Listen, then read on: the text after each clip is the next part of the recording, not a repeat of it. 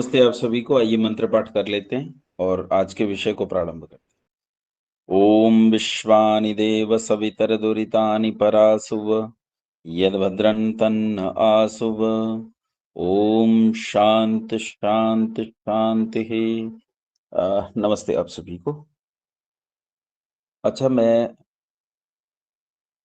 आज का विषय प्रारंभ करूं। हमारा आज का विषय है, जो इस देश का सबसे बड़ा त्योहार है, दीपावली। देश में त्योहार तो बहुत सारे मनाए जाते हैं, लेकिन ऐसे कुछ त्योहार हैं जो इस देश में इतने बड़े पैमाने पर मनाए जाते हैं, न केवल इस देश में, अभी तो देश के बाहर विदेशों तक भी इनकी पहुंच है। दीपावली ऐसा त्योहार है कि व्यापारी लोग मानते हैं कि हमारा त्योहार है, किसान मानता है कि हमारा त्योहार है, और प्रत्येक वर्ग मानता है कि ये हमारा त्योहार है। इतनी उत्साह से दीपावली को प्रसन्नता से मनाया जाता है।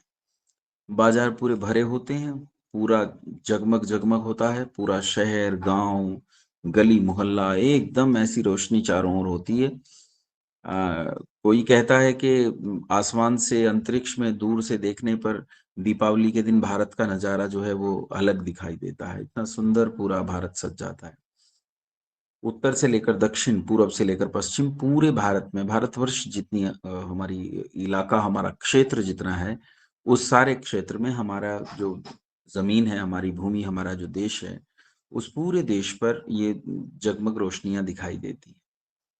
हमारे वर्ग के भीतर, यानी हम जिन्हें हिंदू कहा जाता है, उनके भीतर, चाहे वो बौद्ध हों, चाहे वो महावीर हों, चाहे वो जैन हों, चाहे वो सिख लोग हों, किसी न किसी नाम से इस त्योहार को मनाते हैं। सिखों में इसे ही प्रकाश पर्व के नाम से जाना जाता है। जैनियों में भी भगवान महावीर के लिए इसे मनाया जाता है। सब वर्ग किसी न किसी कारण से मनाते हैं। उनकी मान्यताएं पौराणिक हों, आर्ष हों, या उनकी मान्यताएं आस्तिक हों, नास्तिक हों, पूरे देश में इस पर्व को बहुत उल्लास और बड़ी व्यापकता, बड़े विस्तार के साथ मनाया जाता है।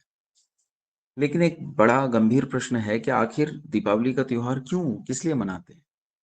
तो मैं एक बार चाहूंगा आप लोगों से, पूर्व पक्ष, प्रतिदिन की भांति, प्रत्येक विषय की भांति, कि मैं आपसे ये प्रश्न चाहता हूं कि आखिर दीपावली को हम क्यों मनाते हैं? क्या कारण है दीपावली को मनाने का? आप लोग हाथ खड़े करेंगे, एक एक व्यक्ति से मैं पूछता जाऊंगा।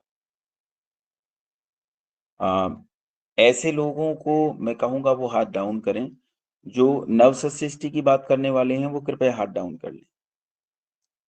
जो नव सृष्टि की बात करने वाले हैं वो कृपया हाथ डाउन कर लें। नव सृष्टि को छोड़कर जो अन्य तरीके से इसकी कहानी को जानते हैं, वो जरूर सब हाथ खड़ा करें। शंकर जी। नमस्ते गुरुजी। जी जी, नमस्ते। इसमें ऐसे कहानी तो है कि इस दिन राम जी आए थे, आज ही के दिन, दिवाली के दिन। इसीलिए हम लोग उस दिन मतलब दीपावली मनाते हैं, दीप जलाते हैं। लेकिन हम रामायण पढ़ चुके हैं पूरा, वाल्मीकि रामायण। तो उसमें पढ़े कि वो तो मतलब जो चैत्र का महीना है, उस टाइम वो आते हैं, पंचमी के दिन शायद उस दिन आते हैं।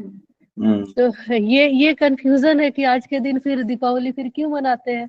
इस हिसाब से तो मार्च में, मतलब चैत्र के महीना में मनाना चाहिए। फिर आपके कहे अनुसार तो एक प्रश्न और खड़ा हो जाता है सोनी जी, कि क्या राम जी के अयोध्या जीतने से पहले दीपावली नहीं मनाई जाती थी? और एक नहीं, प्रश्न ये है। हाँ मनाई जाती थी, बस यही एक जहां प्रश्न तक था हमको मुझे। पता है। हाँ, जहां तक हमको पता है कि वही यज्ञ होता था आज के दिन, कि चलिए आज के दिन। संक्षेप। हाँ जी प्रभाष जी। जी नमस्ते। जी, आज बुराई पर अच्छाई की जीत है। इसमें रामायण काल में जो भगवान जो आए हैं लंका से जीत करके और अयोध्या में जो पधारे हैं, उस खुशी में यहाँ के लोग उसी समय से दीपावली मना रहे हैं। ठीक है। यही हमारा जानकारी है आचार्य जी। नमस्ते। मतलब आज बुराई पर अच्छाई की जीत है, भगवान राम घर पर लौट कर आए और पूरे देश ने जो है घी के दिए जलाकर भगवान राम के आगमन का उत्सव मनाया। यही है। ठीक है। अच्छा, आपको पता है प्रभास जी के इस दिन जो समुद्र मंथन हुआ था उसमें से जो कलश निकला था वो भी इसी दिन निकला था, है ना? जी, इसमें धन्वंतरी भगवान जो आए थे उसमें त्रिफला निकला था, आंवला आया था, और त्रिफला के साथ जो है धन्वंतरी जी जो समुद्र मंथन से निकले थे। हाँ, आचार्य वो तो धन्वंतरी के दिन, आज के दिन निकले थे, लेकिन जी दीपावली के दिन जो है शायद अमृत निकला था, है ना?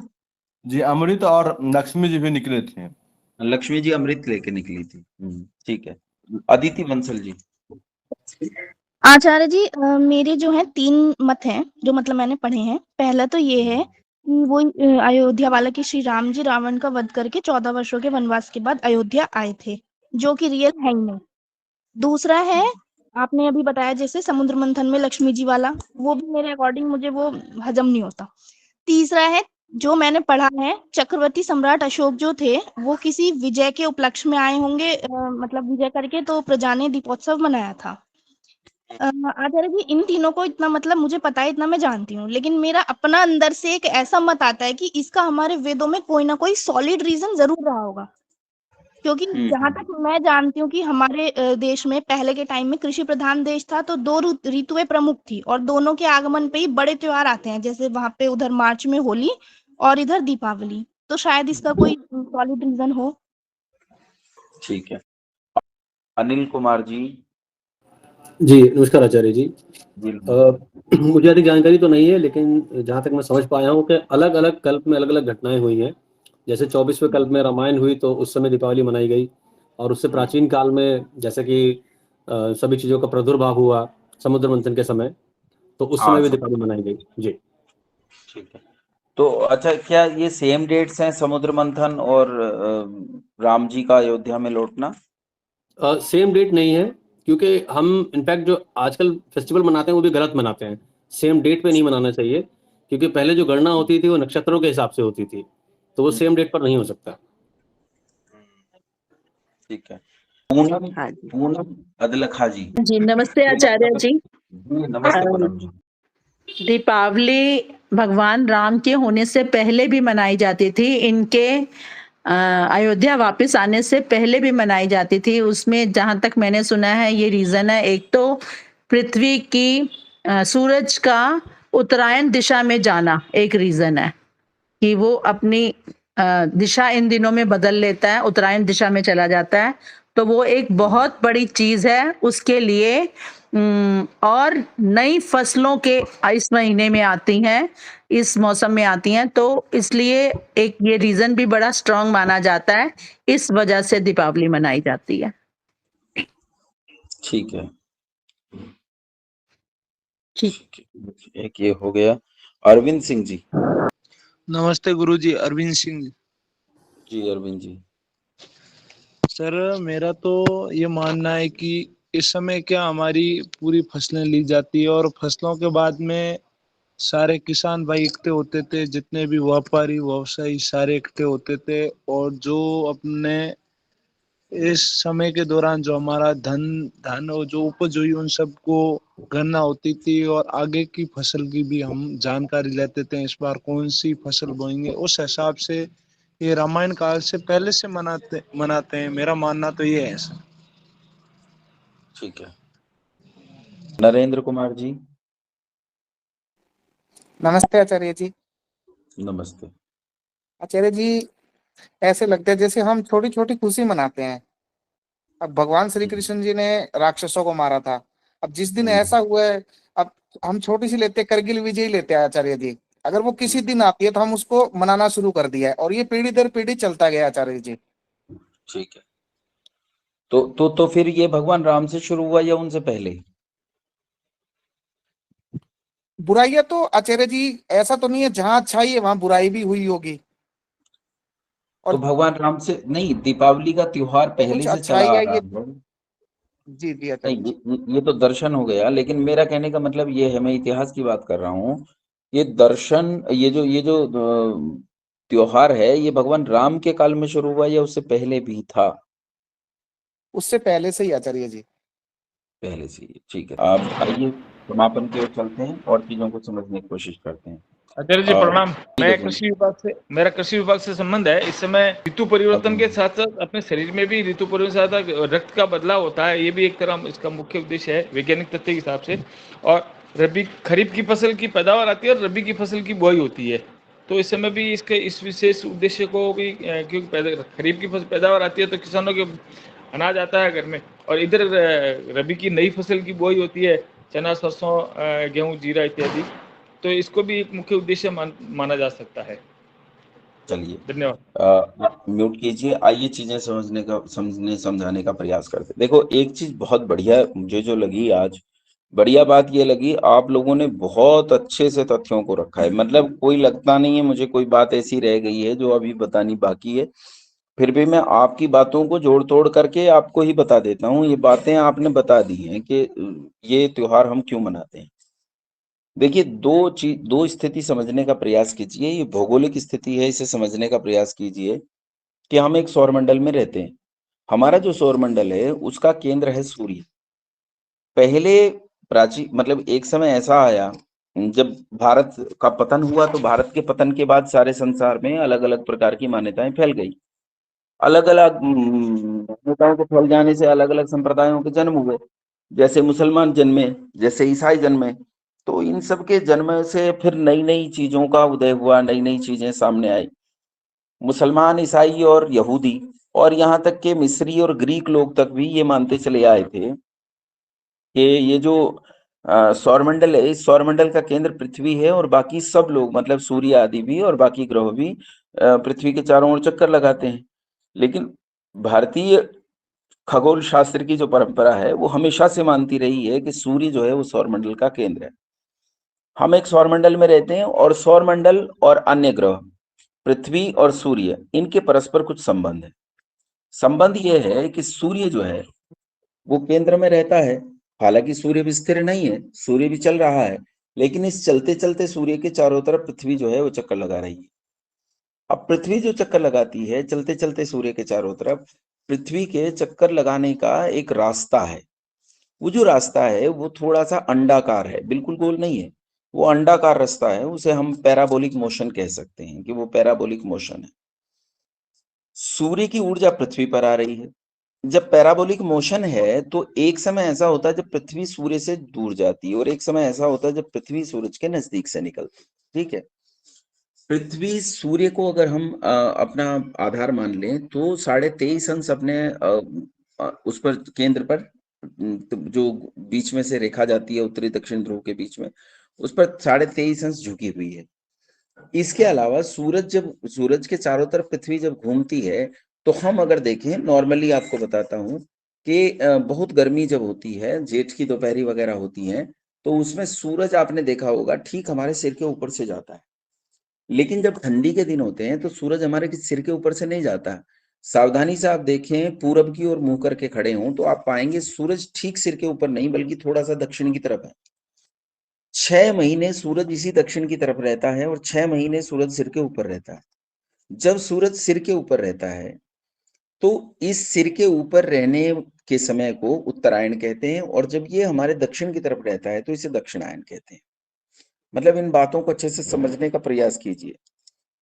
सूर्य का उत्तर की ओर जो गति है, ये जो पृथ्वी की जो गति है सूर्य के चारों तरफ, ये गति हमें सूर्य की गति दिखाई देती है क्योंकि हम तो स्थिर पृथ्वी पर बैठे हैं, तो हमें दिखता है कि सूरज चल रहा है जबकि चलती तो पृथ्वी है। और इसी कारण से कुरान आदि में ये मान लिया गया है कि धरती साकीन है। साकीन मतलब ये चलती नहीं है, घूमती नहीं है, और सूरज जो है वो इसके चारों तरफ गति कर रहा है। अब सूरज की उत्तर दिशा में गति या उत्तरायण, यानी जब सिर के ऊपर सूरज होता है उसे उत्तर दिशा कह रहा हूं, और जब दक्षिण की तरफ झुका हुआ सूरज होता है उसे दक्षिणायन कह रहा हूं।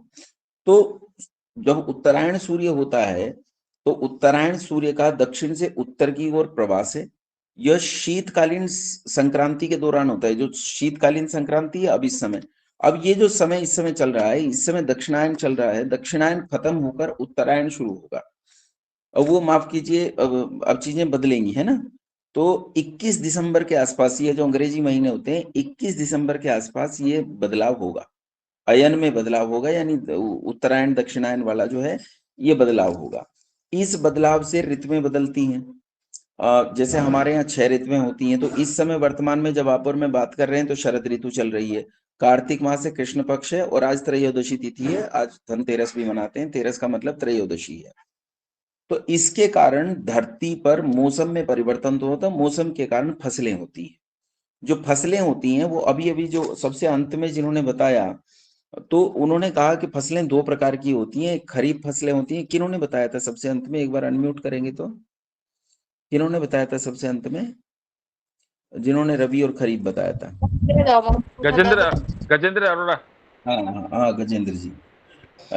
गजेंद्र जी ने बताया कि रबी, खरीफ और रबी 2 फसलें होती हैं। इस समय जो हमारे खेतों में फसल खड़ी है या फसल कट रही है, उस फसल को खरीफ की फसल कहते हैं। और अब इसके कटने के बाद खेत खाली होकर जो नई फसलें बोई जाएंगी उन्हें रबी की फसल कहते हैं।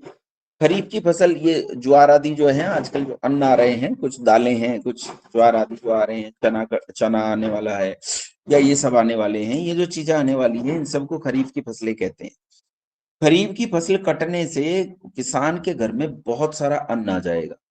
अन्न को ही प्राचीन काल में धन माना जाता था। प्राचीन काल में मुद्रा से व्यवहार नहीं चलता था, बल्कि एक दूसरे के साथ सहयोग से संसार चलता था। हमारे यहाँ कंपटीशन की संस्कृति नहीं थी, बल्कि कोऑपरेशन की संस्कृति थी। इस कोऑपरेशन की संस्कृति में मुद्रा नहीं थी। जब से मुद्रा आई है तब से ये कंपटीशन की संस्कृति हो गई है। तो कोऑपरेशन की संस्कृति में उस समय इस कोऑपरेशन के लिए किसान के घर में इतना अन्न आ गया, इतना अन्न आ गया जिसका कोई ठिकाना नहीं है। अब घर में अन्न भर गया है और नया अन्न बोने का उत्साह किसान के भीतर है कि मैं नई फसलें बोने जा रहा हूं।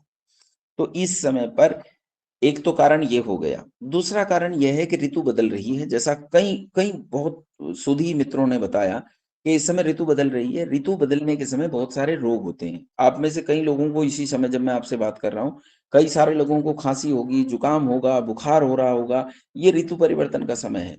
इस ऋतु परिवर्तन के समय में मच्छर पैदा हो रहे हैं, मक्खी पैदा हो रही हैं और बहुत सारी चीजें गड़बड़ कर रही हैं। बहुत सारे बैक्टीरिया, वायरस फैल रहे हैं। ऋतु परिवर्तन से बीमारियां उत्पन्न हो रही हैं, तो ये बीमारियां भी उत्पन्न हो रही हैं। हमारे यहाँ मुख्य रूप से जब हम प्राचीन काल में उठाकर देखते हैं, तो प्राचीन काल में हमारे यहाँ 4 त्योहार स्पष्ट रूप से दिखाई देते हैं। आपने जो देखा होगा, अगर प्राचीन काल से आपने देखा होगा, तो 4 त्योहार हमें दिखाई देते हैं, जिनमें पहला त्योहार जो है वो नववर्ष के रूप में मनाया जाता है। नया साल चैत्र मास की शुक्ल पक्ष की प्रतिपदा को शुरू होता है, नया साल मनाया जाता है। दूसरा त्योहार जो बड़ा त्योहार है वो बासंतीय नवसृष्टि पर्व होता है। उसे नव मतलब नया, सस्य मतलब फसल और इष्टि मतलब यज्ञ। नए फसल के आगमन का जो यज्ञ किया जाता है उसे नवसृष्टि यज्ञ कहते हैं। और ये नवसृष्टि पर्व जो है बासंतीय होता था। बासंती मतलब जब बसंत का महीना आता है तो उस समय एक त्योहार होता है जिसे होली कहते हैं। उसी होली को हम बासंतीय नवसृष्टि पर्व कहते हैं। तीसरा जो त्योहार था, वो जो अभी अभी कह रहे थे कि शायद एडमिशन होते होंगे, तो वो एडमिशन यहाँ नहीं होते थे, बल्कि जो रक्षाबंधन का त्योहार होता है, रक्षाबंधन के त्योहार को श्रावण में आने के कारण उसे श्रावणी पर्व कहा जाता था। इसे ऋषि तर्पण भी कहते हैं। ऋषि तर्पण कह लीजिए, श्रावणी पर्व कह लीजिए, रक्षाबंधन कह लीजिए, ये तीसरा बड़ा त्योहार। और जो चौथा बड़ा त्योहार होता था शारदीय नवसृष्टि पर्व, जिसे हम दीपावली कहते हैं। शरद ऋतु में आने के कारण इसका नाम शारदीय हो गया। और नवसृष्टि मतलब नया, सस्य मतलब फसल, इष्टि मतलब यज्ञ, नए फसल के आगमन का यज्ञ। तो ये नए फसल के आगमन का यज्ञ है। हमारे घर में फसल आ रही है, नई फसल की बुआई चल रही है, इसलिए हम इसे शारदीय नवसृष्टि पर्व कहते थे। और शारदीय नवसृष्टि पर्व आज से नहीं मनाया जाता। इसके मनाए जाने का काल है 1,96,08,53,125 साल। इतने साल पहले से शारदीय नवसृष्टि पर्व, वासंती नवसृष्टि पर्व और आपका ये एक मैंने आपको बताया रक्षाबंधन यानी ऋषि तर्पण का जो होता है, और एक नया साल जो होता है, इन चारों पर्वों को हम मनाते रहे। अब ये चारों पर्वों के नाम अलग अलग समय में अलग अलग हो सकता है कि रहे हों, हो सकता है कि चीजें, जैसे आजकल दीपावली कहते हैं शारदीय नवसृष्टि पर्व को, ये हो सकता है। अब ये जो चारों चीजें हैं, इन्हें अगर सावधानी पूर्वक देखें तो भारतीय पंचांग के हिसाब से, भारतीय कैलेंडर के हिसाब से ऋतु परिवर्तन के अवसर पर ही ये सारे हो रहे हैं। बहुत लंबे समय को अगर हम देखें तो इन लंबे समय के बीच में अनेक अनेक हजारों लाखों ऐतिहासिक घटनाएं घटी हैं। अब वो ऐतिहासिक घटनाएं कभी ना कभी तो घटी हैं। अब कभी ना कभी घटने के कारण उन ऐतिहासिक घटनाओं में कुछ ऐतिहासिक घटनाएं इन पर्वों के समय पर भी घट गई। जैसे एक छोटा सा उदाहरण देता हूं, मैं परसों तरसों मेरठ था, 27, आज मेरे ख्याल से 29 तारीख है, तो मैं परसों मेरठ था। परसों में एक कार्यक्रम था, उन्होंने कार्यक्रम किया तो मैंने पूछा आपने कार्यक्रम सोच समझकर स्थिति में रखा है या ये बाई चांस संयोग से स्थिति में आ गया है? उन्होंने कहा नहीं, हमने तो ऐसे ही रख लिया, हमें तो पता भी नहीं है तिथि क्यों किस लिए आज महत्वपूर्ण है। तो मैंने कहा 27 अक्टूबर है और 27 अक्टूबर 1670 को इस देश में एक काल ने जन्म लिया था। इस देश में एक ऐसे दावानल ने जन्म लिया था जिसने मुसलमानों को मुंहतोड़ जवाब दिया था और उनका नाम था वीर बहादुर बंदा बैरागी। ये 27 अक्टूबर 1670 को, अब उन्होंने कार्यक्रम रख लिया उसी तिथि में। तो संयोग से ऐसा हो गया कि जो तिथि थी पहले से ही बंदा बैरागी के जन्म की, उस तिथि में उनका कार्यक्रम हो गया। इसी तरह से अनेक ऐतिहासिक घटनाएं जो अलग अलग काल में घटती रही, कुछ ऐतिहासिक घटनाएं ऐसी रही जो ऐतिहासिक घटनाएं इन समयों में घट गई, ठीक उस समय पे घट गई। अब जैसे दीपावली है, तो दीपावली के समय पे कोई ऐतिहासिक घटना घट गई। जैसे दीपावली के समय पे हम लोग अनेक लोग ऐसे हैं जो इसे वैश्यों के पर्व के तौर पे मनाते हैं। कायस्थ लोग इसी दिन कलम आदि की पूजा करके मनाते हैं। कई कई सारी चीजें होती हैं जहां हम ये सोचते हैं कि भाई ये घटना घट रही है तो इस घटना के कारण ऐसा मान लेते हैं। कई घटनाएं उल्लास के कारण भी उसमें मान ली जाती हैं, यानी एक एक एक एक उल्लास फैल गया उसके संबंध में, कहानी में तथ्य है या नहीं है। जैसे भगवान श्री राम को चैत्र मास में वनवास हुआ, 14 साल के लिए जंगल में।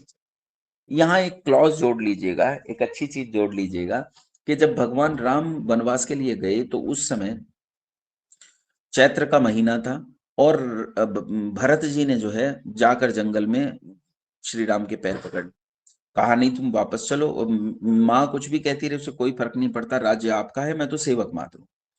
तब श्री राम ने कहा, मतलब प्रत्यक्ष में तो ये है कि उन्होंने कहा कि पिता की आज्ञा है, माता की आज्ञा है, मैं तो इसे किसी सूरत में नहीं नकार सकता, पर मुझे ऐसा लगता है कि कोने में ले जाके कान में समझाया होगा कि अरे भैया तू समझ नहीं रहा, हमारी योजना क्या है, हम किसी काम से आए हैं जंगल में और माँ कैकेयी की और मेरी बात हो गई है, किसी योजना से मैं जंगल में जा रहा हूँ, शायद ऐसा रहा होगा।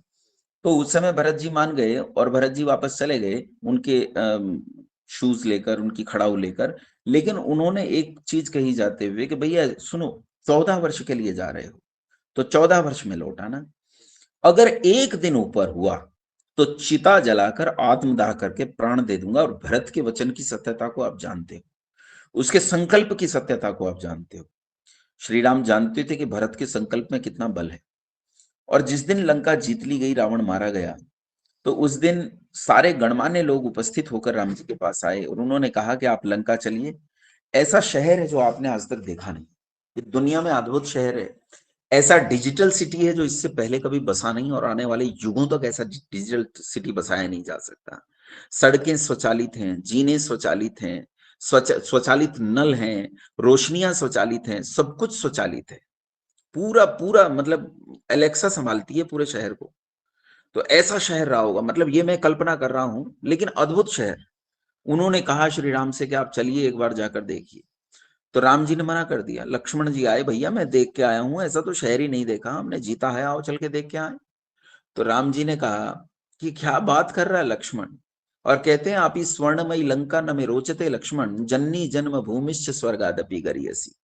कहते हैं लक्ष्मण, यह सोने की लंका जिसके तुम गुण गा रहे हो, यह मुझे रुचिकर नहीं लग रही है, मुझे परेशान कर रही है।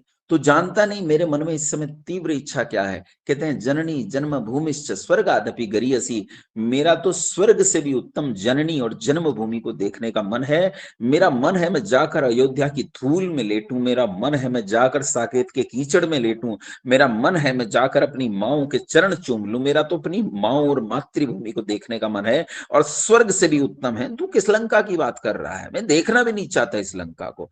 पीठ फेर के बैठ गए। लक्ष्मण से बोले क्या तू नहीं जानता कि घर पर भरत है? क्या उसके संकल्प कितना विभू संकल्प है उसका तू नहीं जानता? उसने कहा एक दिन भी लेट हो गए ना 14 साल के बाद तो बड़ी दिक्कत हो जाएगी। मैं तो एक क्षण नहीं रुकूंगा, आत्मदाह कर लूंगा। और तब राम जी ने कहा देख भैया, हमारे पास तो आज का दिन है, कल तो आज 14 वर्ष शाम को पूरे हो जाएंगे, वो तो 1 मिनट नहीं रुकेगा, मैं जानता हूं उसे। इसलिए मुझे तो मिनटों सेकंडों में पहुंचाने वाली सामान ढूंढ, मुझे ऐसा कोशिश कर कि घंटे 2 घंटे में कोई सवारी मुझे यहाँ से वहां ले जाए, क्योंकि अब घोड़े से, पैदल से, ट्रेन से, बस से जाना तो संभव है नहीं। तो उस समय राम जी के लिए एक विमान लाया गया, पुष्पक विमान, और पुष्पक विमान पर बैठकर राम जी अयोध्या पहुंचे। तो अब सोचिए चैत्र मास में उन्हें वनवास हुआ था, तो 14 साल भी चैत्र मास में ही पूरे होंगे। इसका मतलब भगवान राम जो इतने संकल्प के धनी हैं और अपने भाई से इतना प्रेम करते हैं, अपनी मातृभूमि, अपनी माओ से इतना प्रेम करते हैं कि उनके बिना रह नहीं सकते, तो वो तो चैत्र मास में लौट आए। चैत्र मास में लौट आए तो इसका मतलब है ना तो दशहरा चैत्र मास में पड़ता है, तो जो दशहरे वाली घटना है ये भी किसी बीच में चली किसी ऐतिहासिक चर्चाओं के कारण शुरू हुई होगी, और जो दीपावली है वो भी इसी कारण से कहीं शुरू हुई है। दीपावली और चैत्र मास का भगवान राम के लौटने और लंका विजय से कोई संबंध नहीं। वर्तमान चल रहा दशहरा, वर्तमान प्रचलित दीपावली, इनके कारण अलग है। दीपावली मैंने बताया आपको नवसृष्टि पर्व है, और इस नवसृष्टि पर्व पर नई फसल के आगमन की इष्टि यानी यज्ञ मनाया जाता है। और इस यज्ञ पर हम बहुत बड़े बड़े यज्ञ रचाते हैं। इस त्योहार पर हम बड़े बड़े यज्ञ रचाते हैं। अपने घरों में बड़े बड़े हवन करते थे, औषधियों के साथ नया अन्न आया है, उस नए अन्न को घी में पकाकर उससे जो तैयार होता था उसे कहते थे आज्यप। उस आज्यप की आहुति देते थे, उस आहुति को हम आज्याहुति कहते थे। 4 आहुति हैं तो 4 आज्याहुति हो गई, 8 आहुति हैं तो अष्टाज्याहुति हो गई। तो उस आज्यप की आहुति दी जाती थी, जिसमें 4 चीजें मुख्य रूप से पड़ती थी। एक अन्न, एक सुगंधी कारक पदार्थ, एक पुष्टि कारक पदार्थ, और एक औषधियां। ये 4 चीजें, इन 4 चीजों को घृत में, गो घृत में अच्छे से पकाकर जो तैयार होता था उसे आज्यप कहते थे। इस आज्यप से हम लोग घृत अग्नि पर आहुति देकर बड़े बड़े हवन करते थे। यही इसका वास्तविक कारण था। बाकी 2 कारण मैंने बताए कि फसल नहीं आई है और एक ऋतु परिवर्तन हुआ है, तीसरा बीमारियां बढ़ रही हैं। उन बीमारियों का शोधन कैसे हो? तो बीमारियों का शोधन होगा अग्नि से।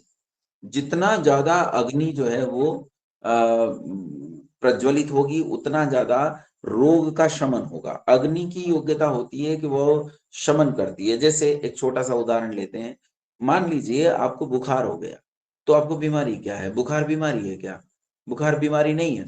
अभी तो बीमारी कुछ और इन्फेक्शन है, कोई संक्रमण है आपके शरीर में, और उस संक्रमण के कारण आपके शरीर के भीतर बीमारी उत्पन्न हुई है। अब वो जो बीमारी उत्पन्न हुई है उस बीमारी को मारने के लिए शरीर ने अपने भीतर अग्नि को उद्दीप्त किया। उसी अग्नि से मेरे शरीर का ताप बढ़ गया। वो जो मेरे शरीर में अग्नि उद्दीप्त हो रही है और ताप बढ़ रहा है, ये ताप बीमारी को मारने के लिए। जब भी आपके शरीर में बीमारी आएगी तो आपका शरीर यज्ञ करता है। आपका शरीर अपने भीतर अग्नि को प्रज्वलित करता है। अग्नि को प्रज्वलित करके उसके भीतर अपनी ऊर्जा की आहुति देके और शरीर के भीतर जो रोग है उसे नष्ट करता है। हम बाहर से जो दवाइयां लेते हैं, जो मान लीजिए वैद्य ने दी हैं, चिकित्सक ने दी हैं, या आजकल के जो डॉक्टर्स हैं इन्होंने दी हैं, तो जो दवाइयां देते हैं ये सपोर्टिंग थेरेपी है, इससे ज्यादा कुछ नहीं। ये केवल सहायता करती है। शरीर अपनी बीमारी को स्वयं ठीक करता है। बीमारी के साथ युद्ध शरीर को लड़ना पड़ता है, ना कि बीमारी के साथ युद्ध जो है वो दवाइयां लड़ती हैं। दवाइयों का कोई लेना देना। तो इसलिए नवसृष्टि पर भगवान राम मनाते थे, उनके पिता राजा दशरथ मनाते थे, उनके पिता राजा अज मनाते थे, और उससे पहले भी दीपावली को मनाया जाता है। दीपावली के दिन हमें मुख्य रूप से करना क्या चाहिए? तो यह करना क्या चाहिए इसे अच्छे से समझिए। वर्षा ऋतु मर रही है और सर्दी जीवित हो रही है, सर्दी आ रही है। आजकल ये देख रहे हैं ना कि जो घर होते हैं, घर बहुत पक्के होने लगे हैं।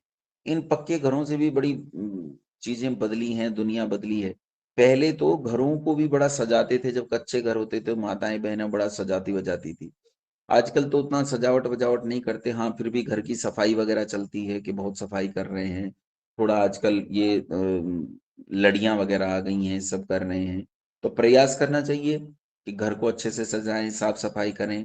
इसे करना क्या है, जो आज करना चाहिए कि यज्ञ को संस्कारित करना चाहिए, वो माफ कीजिए, अन्न को संस्कारित करना चाहिए। अपने घरों में यज्ञ करें और यज्ञ से अन्न को संस्कारित करें।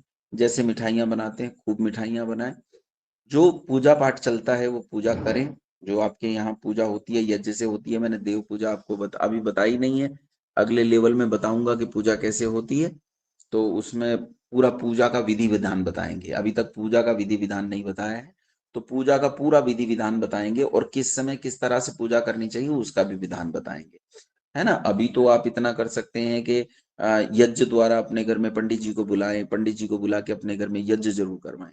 बाकी जो दीपक आदि जलाते हैं आप वो करते रहें, उसमें कोई आपत्ति नहीं है। लेकिन दीपक आदि जलाने के साथ साथ घर में पंडित जी को बुलाएं, पंडित जी को बुलाकर यज्ञ कराएं, ये निश्चित रूप से करना चाहिए। इससे आपके घर में अग्नि के प्रज्वलित होने से बीमारियां नष्ट होंगी। धन बहुत अधिक खर्च नहीं करना चाहिए, धन को जितना हो बचा रखना चाहिए। धन जीवन में बहुत महत्वपूर्ण वस्तु है, जो धन को नहीं बचाते वो बहुत नुकसान करते हैं। आज धनतेरस है, धनतेरस के दिन लोग समझते हैं धन का त्योहार है, बड़ा सोने का सिक्का चांदी का सिक्का खरीद के लाते हैं, बर्तन वगैरह खरीद के लाते हैं, चीजें खरीद के लाते हैं, सोचते हैं धन का त्योहार है। अच्छा, धन का इससे कोई लेना देना नहीं है। जहां धनवंतरी की बात आती है वहां धनवंतरी के संबंध में भी अगर आप पढ़ेंगे तो धनवंतरी तो वैद्य थे। तो असल में ये आरोग्य से ही संबंध रखता है, इसका आरोग्य से ही संबंध है। और प्राचीन काल में स्वास्थ्य को ही सबसे बड़ा धन माना जाता था। तो स्वास्थ्य के दृष्टिकोण से अगर आप इसे धन देखें तब तो ये ठीक है, लेकिन अगर स्वास्थ्य के दृष्टिकोण से आप इसे धन नहीं देखते हैं तब ये दिक्कत हो जाएगी, फिर आपको परेशानी होगी। ठीक है, तो दीपावली कैसे मनाएं। इसमें एक बुरा काम जो चलता है वो चलता है जुआ खेलने का। वेद कहता है अक्षय मां दिव्य, जुआ मत खेलो। लेकिन दीपावली के दिन जुआ खेलने की प्रथा जो है वो बहुत बड़े पैमाने पर है, और इस बड़े पैमाने पर हो रही इस जुआ खेलने की परंपरा ने पूरे समाज को बर्बाद करके रख दिया है, पूरे समाज को नुकसान किया है। जहां एक तरफ हमें इसके द्वारा त्योहार के द्वारा ये प्रेरित किया जा रहा है कि हम अपने समाज को सुधारें, अच्छा करें, वहीं यही त्योहार हमें बिगाड़ की ओर लेकर जा रहा है, वहीं ये त्योहार हमें विनाश की ओर लेकर जा रहा है। तो जुआ बिल्कुल न खेलें। वेद कहता है वयम श्याम पतयो रई नाम। हम अपने घरों में जो है धन की अभिवृद्धि करें, धन की घटोतरी ना करें। ये करने से, ये जो जुआ खेलते हैं, जुआ खेलने से आपके घर में लक्ष्मी नष्ट होती है, लक्ष्मी बढ़ती नहीं है, ये नुकसान की बात है। तो इसलिए ऐसा नहीं करना चाहिए। इसमें एक दो तिथियां जो और महत्वपूर्ण तिथियां हैं वो भी मैं आपको बता देता हूँ कि एक तो ये कि भगवान राम से संबंधित करके जोड़ लीजिए, बाकी वो तिथियां बनती तो नहीं है उसकी, है ना। दूसरी चीज यह है कि इसी दिन ऋषि दयानंद सरस्वती जो हैं, स्वामी दयानंद सरस्वती जो हैं, स्वामी दयानंद सरस्वती का भी इस दिन ये माना जाता है कि उस दिन उनका देहावसान हुआ था। वो उस दिन संसार को छोड़कर चले गए थे और बहुत नियंत्रण पूर्वक उन्होंने अपने जीवन को छोड़ा था। उन्होंने इस दिन उठकर लोगों से पूछा था कि ये कौन सा आयन चल रहा है, दक्षिणायन है या उत्तरायण है। शरीर पर त्वचा बची नहीं थी, जहर इतनी भयंकर तरीके से दिया गया था कि पूरे शरीर को फोड़कर जहर बाहर निकल रहा था। और ऐसी स्थिति में ऋषि दयानंद ने पूछा कि भाई कौन सा अयन है, कौन सा महीना है, आज क्या तिथि है, ये सब पूछा। और नियंत्रण पूर्वक कहते हैं, क्योंकि योगियों की एक योग्यता होती है कि योगी क्या करता है, जहां हमारी चोटी होती है, इस चोटी, ये इस चीज की पहचान भी है कि योगी लोग अपने प्राण को ठीक इसी स्थान से ऐसे त्याग देते हैं जैसे झाड़ू में से एक सींग को कोई आदमी निकाल दे। इसी तरह वो नियंत्रण पूर्वक अपने प्राण त्याग देते हैं। तो इस दिन उन्होंने नियंत्रण पूर्वक अपने प्राण त्याग दिए थे। और ये स्वामी दयानंद सरस्वती के कारण भी इसका महत्व बढ़ जाता है। कुछ चीजें जो नहीं करनी है उनका ध्यान रखें, जैसे पटाखे। वैसे हालांकि पटाखों पर बहुत लोग जो हैं आजकल बड़ा उल्टा सा व्यवहार चल पड़ा है। उसका कारण यह है कि मुसलमानों को तो रोका नहीं जाता ईद पर पशुओं को काटने से, और हमें बहुत ज्ञान बांटा जाता है कि होली पे पानी ना बहाएं, पटाखे ना छुटाएं, ये ना करें, वो ना करें। लेकिन फिर भी पटाखों से वातावरण तो प्रदूषित होता है। आपके आसपास का कोई भी दमे का पेशेंट होगा तो वो बहुत परेशान होगा। तो प्रयास तो यही करना चाहिए कि अधिक से अधिक दीपक जलाएं, अधिक से अधिक रोशनी करें, पर्व करें, खूब बढ़िया मिठाई खाएं, खूब औषधियों से निर्मित मिठाइयों का निर्माण करें। ये करना चाहिए। इससे इस त्योहार को मनाने का पूरा लाभ फैलेगा। कुछ चीजें गोघृत से करें यज्ञ, पहली चीज। ये जो चाइनीज लड़े हैं इनके स्थान पे और मोमबत्ती के स्थान पे, या फिर अगर इन्हें भी जलाते हैं तो घी के दिए जरूर जलाएं। घी न हो तो सरसों के तेल के दिए जरूर जलाएं। कड़वे सरसों के तेल के दिए जलने से कीटाणु नष्ट होते हैं, यहाँ तक कि मच्छरों को भी नुकसान पहुंचता है, मच्छर भी दूर भागते हैं उससे। और प्रयास करें बाजार से जो खोया लाकर बनाते हैं, खाते हैं मिठाइयाँ, वो ना लाएं। अपने घरों में ही अच्छी मिठाइयाँ बनाएं, अपने घर के दूध से बनाएं। दूध इस समय सारा का सारा पॉल्यूटेड मिलेगा आपको। अगर दिल्ली जैसे शहरों की बात करूं तो दिल्ली जैसे शहरों में 80 से 90% तक दूध जो है वो मिलावट का मिलेगा। इसलिए सावधानी बरतें कि आपको कैसी मिठाई खानी है। प्रयास करें ऐसी मिठाई खाएं जो मिलावटी चीजें ना हो। दुकान से तो इस समय में बिल्कुल मिठाई नहीं लाएं, बहुत नुकसान हो जाएगा। एक काम बहुत जरूर करें कि आपके आसपास कोई भी शिक्षण संस्थान हो, 5 दीपक उस शिक्षण संस्थान में निश्चित रूप से रख के आए, और रख के ही आना चाहिए। आप किसी एक निर्धन को चुने, एक दलित को चुने कि मैंने उस दलित को चुना है, उस दलित का मैंने जिम्मा लिया है कि उस दलित के घर में 5 दीपक मैं अपनी तरफ से रख के आऊंगा। 5 दीपक किसी दलित के घर में रख के आए। निश्चित रूप से जो लोग वंचित लोग हैं, जिनके पास नहीं है, उन्हें मिठाई भेंट करके आए, उन्हें अपने त्योहार में शामिल करें। एक मिठाई का डब्बा आप अपने रिश्तेदारों को बांटते हैं, मित्रों को बांटते हैं, बहुत दुनिया को बांटते हैं। आप अपने गांव में, अपनी कॉलोनी में, अपनी जगह पर एक व्यक्ति को चुने, उसके घर में 5 दीपक देके आए और उसे कम से कम एक मिठाई का डब्बा भेंट करके आए। हो सकता है वो आपका परिचित हो सकता है आपका परिचित ना हो, कुछ भी हो, लेकिन उसके पास निश्चित रूप से पहुंचे। ये बहुत जरूरी चीज है। मनोरंजन के नाम पे कोई भोंडे काम ना करें, जैसे गंदे अश्लील नृत्य करना या गीत बजाकर जोर जोर से, ये सब ठीक नहीं है। संध्या आदि करना ही चाहिए और प्रयास करना चाहिए कि ईश्वर में अपने आप को आसक्त करने का प्रयास करें, ईश्वर में अपने आप को जोड़ने का प्रयास करें। तो यही वास्तव में दीपावली का पर्व है और ये दीपावली के पर्व को मनाने का तरीका। यहाँ से एक प्रण और लें, ये मैंने किसी और से सीखा है, आपको बता रहा हूँ। एक हमारे बहुत प्रसिद्ध वक्ता हैं, बहुत अच्छे वक्ता हैं, तुफैल चतुर्वेदी जी, उनकी मुहिम मुझे बहुत अच्छी लगती है। तो आप भी इस मुहिम में शामिल होइए, अपने जीवन में प्रण कीजिए। मुझे अच्छा लगता है, मुझे किसी का भी अच्छा लगे मैं अपना लेता हूँ, मुझे बढ़िया लगती है ये बात। उन्होंने कहा कि आप त्योहार पर ये निर्णय लीजिए कि मैं अपने जीवन में 2 ईसाइयों की और 2 मुसलमानों की घर वापसी जरूर करवाऊंगा, उनकी शुद्धि जरूर करवाऊंगा। इस प्रण के साथ जिए, क्या मेरे ये 4 पूरे हुए हैं, ये भी दीपावली पर प्रण है। इतना ही है। इसके अलावा जो कुछ है वो केवल पौराणिक कहानियां हैं या हमारे समाज में प्रचलित ऐतिहासिक या किंवदंतियां हैं या दंत कथाएं हैं, प्रचलित कथाएं, ये वास्तविक त्योहार। तो यहाँ मैं आज का ये समाप्त करता हूँ जो दीपावली के संबंध में चर्चा थी। प्रश्न काल है, जिनके प्रश्न बनते हैं वो प्रश्न पूछ सकते हैं। अखिलेश गिरी जी। नमस्ते आचार्य जी। जी नमस्ते आचार्य जी, मैं ये पूछना चाहता था कि आपने श्री राम जी का वनवास गमन का समय बताया, वो चैत्र मास बताया, ये वाल्मीकि रामायण जी में मिल जाएगा? हाँ, वाल्मीकि रामायण में मिल जाएगा। जी जी जी, धन्यवाद। जी आचार्य जी नमस्ते। मेरा सुझाव था कि हम खुशियां तो मनाएं, आपने बहुत अच्छी टेक ऑफ लिस्ट दी। इसमें शायद हम एक चीज और जोड़ सकते हैं कि हमें हलाल प्रमाणित वस्तुओं का बहिष्कार करना चाहिए, क्योंकि वो ये मेरे समझ से एक ही चीज चेक ऑफ लिस्ट में हम जोड़ लें, कंप्लीटली जो हलाल प्रोडक्ट हैं उनका बहिष्कार करना चाहिए। स्वागत है, स्वागत है। देखिए, हलाल प्रोडक्ट वो हैं जो मुसलमानों ने अपने आप ही अपने मन से कुछ पर मोहर लगा दी है कि ये हलाल है, ये हराम है।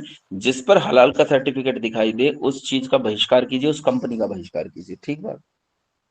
नरेंद्र कुमार। धन्यवाद आचार्य जी। नरेंद्र कुमार जी। आचार्य जी, जी आपने कहा था कि चैत्र मास में भगवान श्री राम को वो हुआ था, वनवास हुआ था, तो ये अभी जो 13 महीने आते हैं, क्या पता वो 14 साल में वो 13 महीने करके ये वाला ही महीना आ गया उस टाइम? नहीं, उसका कारण ये है कि वाल्मीकि रामायण में उस समय पूरा वर्णन दिया गया है कि धरती जो है सूरज के किस तरफ है, कहाँ है, उसके उसके आसपास के जो नक्षत्रों की स्थिति है वो क्या क्या है। तो वो स्पष्ट तौर पर, मतलब आप बदल ही नहीं सकते उसे, स्पष्ट तौर पर लिखा गया है कि वो चैत्र मास इस तरह से था, कौन नक्षत्र किस जगह था, अरुंधति कहाँ था, ध्रुव कहाँ था, और ये जो सप्तऋषि मंडल है उसकी दशा क्या थी, वो पूरा वर्णन दिया गया है, मतलब प्रामाणिक इतिहास है। ठीक है नरेंद्र जी। ठीक है जी आचार्य जी, नमस्ते। अदिति बेटा। आचार्य जी, ये जो झाड़ू खरीदने का प्रचलन है, ये क्या इसीलिए है कि जब फसल कट के आती थी तो उसकी साफ सफाई करने के लिए हाँ झाड़ू बस, खरीदते थे? हाँ सफाई के और लिए।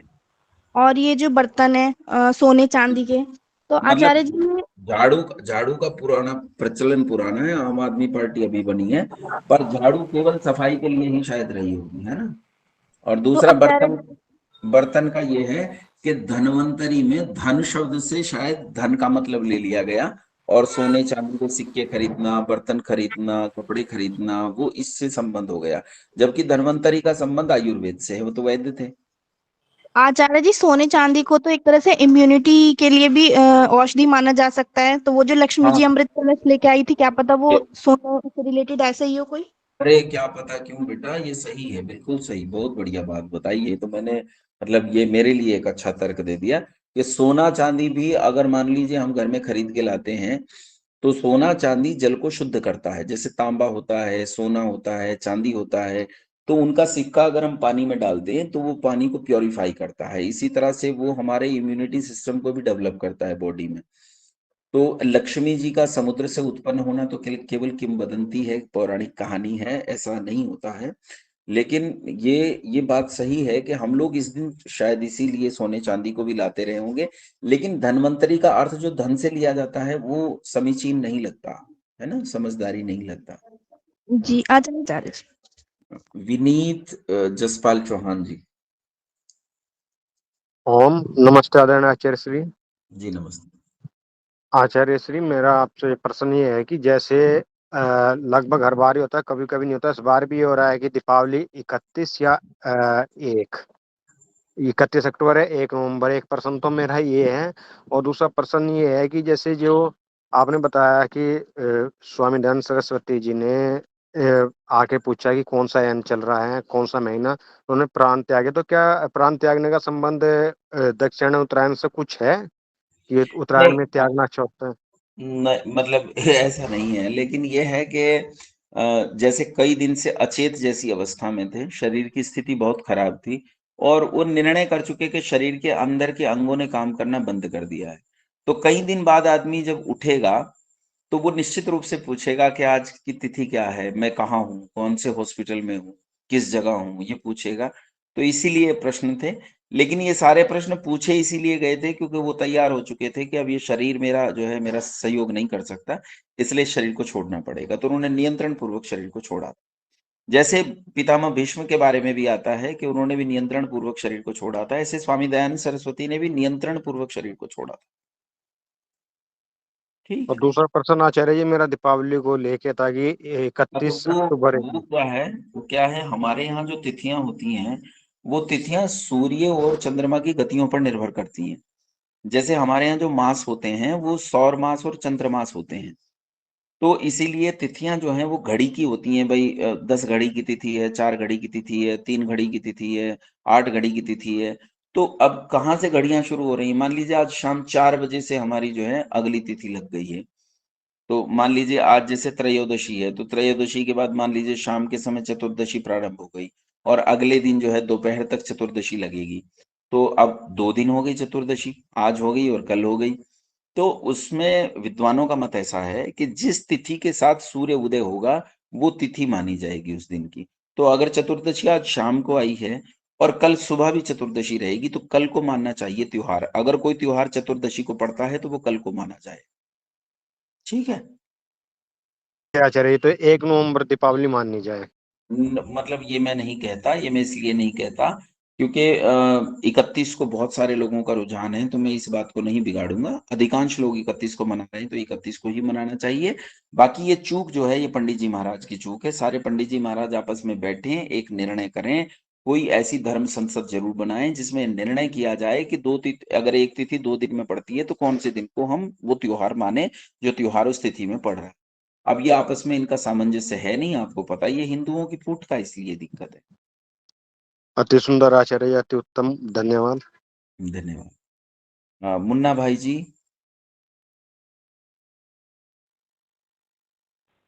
नमस्ते जी, नमस्ते।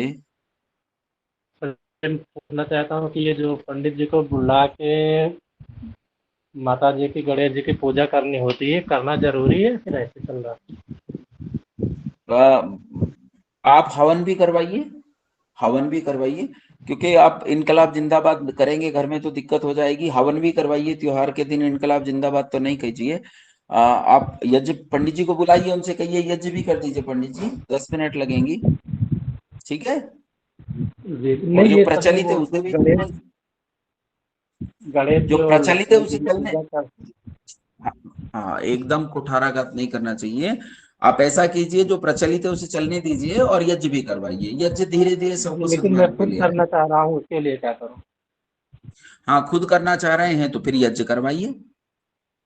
ठीक आचार्य, ठीक है। और यज्ञ से ज्योति लेके सारे दीपक जलाइए। जी जी। विशाल मीना जी। नमस्ते आचार्य जी। जी नमस्ते। आचार्य जी, आपने बताया कि अपने त्योहार में दलित को चुने, मिठाई बांटे उनको, तो ऐसा क्यों सर? इसलिए कि हम अपने घरों में करते क्या हैं कि हम अपने घरों में उन लोगों को शामिल करते हैं अपने घरों में जो बहुत धनी है। हम अपना लाभ देखते हैं, हम देखते हैं हमारा लाभ कैसे है, अपने लाभ के लिए सोचते हैं। हम ये नहीं सोचते कि हमारे समाज में ऐसे लोग भी उपलब्ध हैं जिन्हें अपना त्योहार मनाने में बहुत कष्ट हो रहा होगा। एक आदमी जो दिहाड़ी मजदूर है, किसी तरह अपना काम चलाता है, उसके घर में क्या उतनी अच्छी दिवाली मनाई जा सकती है? इसलिए जितना अधिक हो सके उसका सहयोग करें। धनी के घर में तो पहले से धन है। सामान्यतः लोग क्या करते हैं, मैं आपको उदाहरण देता हूं कि जब विवाह होता है तो कन्यादान देते हैं, तो धनी के घर में जाएंगे तो 1100 रुपए कन्यादान में लिखवाएंगे, गरीब आदमी के घर जाएंगे तो 11 रुपए कन्यादान में लिखवाएंगे। ये बिल्कुल गलत है, उल्टा होना चाहिए। आप एक मजबूर आदमी के, एक दरिद्र आदमी के घर में जाते हैं तो 1100 रुपए क्या 11,000 कन्यादान लिखवाएं, और अमीर आदमी के घर में 11 रुपए लिखवाना चाहिए, क्योंकि उसे तो आवश्यकता है ही नहीं। उसे क्यों दे रहे हो? जिसे आवश्यकता उसे दो।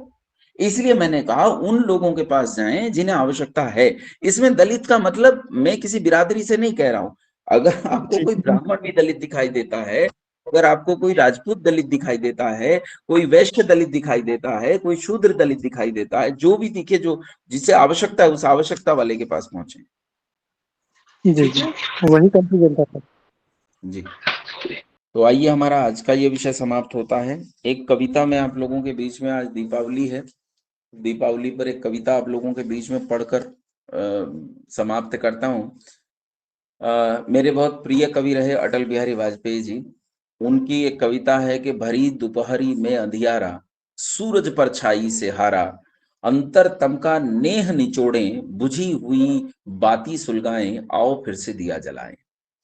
हम पड़ाव को समझे मंजिल, लक्ष्य हुआ आंखों से ओझल, वर्तमान के मोह जाल में आने वाला कल न भुलाएं, आओ फिर से दिया जलाएं।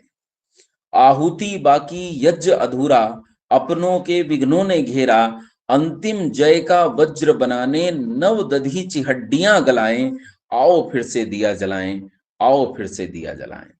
आइए मंत्र पाठ करते हैं और आज की इस विषय को समाप्त करते हैं। ईश्वर, ये दीपावली आपके पूरे परिवार के लिए शुभ हो, आपके पूरे समाज के लिए शुभ हो। ईश्वर करे हमारे राष्ट्र का कल्याण हो, हमारे राष्ट्र के समाज का कल्याण हो, हम सब के लिए दीपावली शुभ हो। आपको दीपावली की बहुत बहुत बहुत शुभकामनाएं। आइए मंत्र पाठ करते हैं। मंत्र पाठ के बाद हम सब एक दूसरे को शुभकामनाएं दें। उसके लिए एक बार सबको अनम्यूट कर दीजिएगा गोविंद जी, मंत्र पाठ के बाद। ओम विश्वानि देव सवितरदुरितानि परासुव यद्भद्रं तन्न आसुव। ओम शांति शांति शांति। शुभकामनाएं आप सभी को दीपावली की, बहुत बहुत शुभकामनाएं आप सभी।